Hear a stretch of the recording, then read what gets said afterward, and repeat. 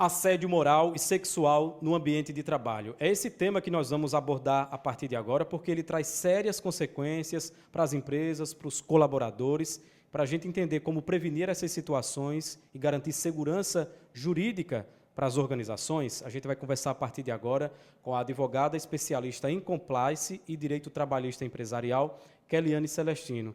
Doutora Keliane, o que caracteriza o assédio moral e sexual no ambiente de trabalho e como é que a empresa pode identificá-lo? Primeiramente, obrigada, Abdias, pela oportunidade de falar de um tema tão relevante para toda a sociedade. O assédio moral são condutas reiteradas, abusivas e prolongadas com a intenção de desestabilizar e descredibilizar o empregado.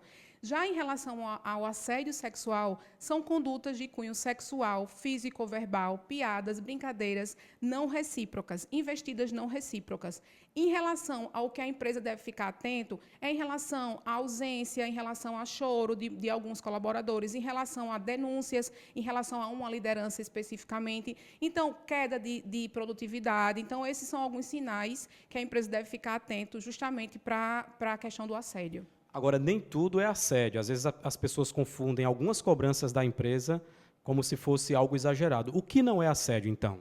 Boa pergunta. As pessoas confundem. A empresa deve exercer o poder diretivo, deve cobrar atingimento de metas razoáveis, feedbacks, exigir pontualidade, exigir assiduidade do empregado, aplicar medidas disciplinares, demissão ou demissão por justo motivo, quando devidamente apurada.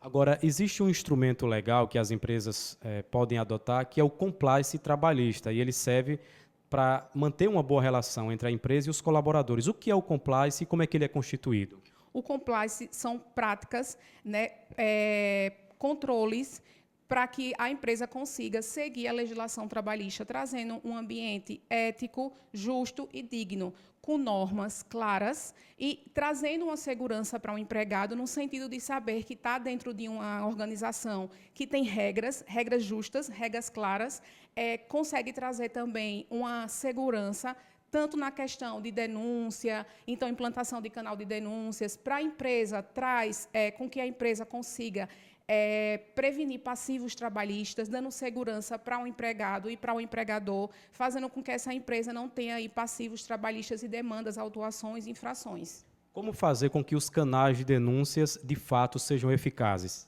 A empresa deve ficar atento, porque os canais precisam ser seguros, anônimos e eficientes, trazendo com que as pessoas sintam, de fato, coragem para fazer a denúncia. Quais são os riscos legais para as empresas quando elas recebem denúncias de assédio e esses casos não são tratados da maneira adequada ou prevenidos?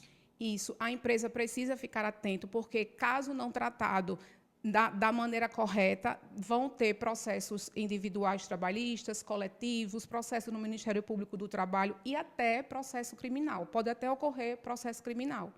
E quais medidas ou práticas as empresas podem adotar no dia a dia para criar uma cultura interna que traga segurança, que traga respeito e que evite assédios no ambiente de trabalho? As empresas, dentro do compliance, precisam criar regras claras, código de conduta e, o mais importante, não ter somente as regras escritas, mas as lideranças, a diretoria precisa dar exemplo, precisa mostrar que existe um local seguro, digno, justo e ético, que a empresa ela vai fazer com que todas as demandas sejam tratadas de maneira justa. O que não pode faltar entre empresa e colaborador é diálogo, doutora Keliane. Isso, o diálogo e o exemplo. Precisa ter o exemplo e precisa ter o diálogo. Muito obrigado, doutora Keliane Celestino, falando conosco sobre esse assunto tão importante. Para você ter mais esclarecimentos, acesse jornaldoabdias.com.br.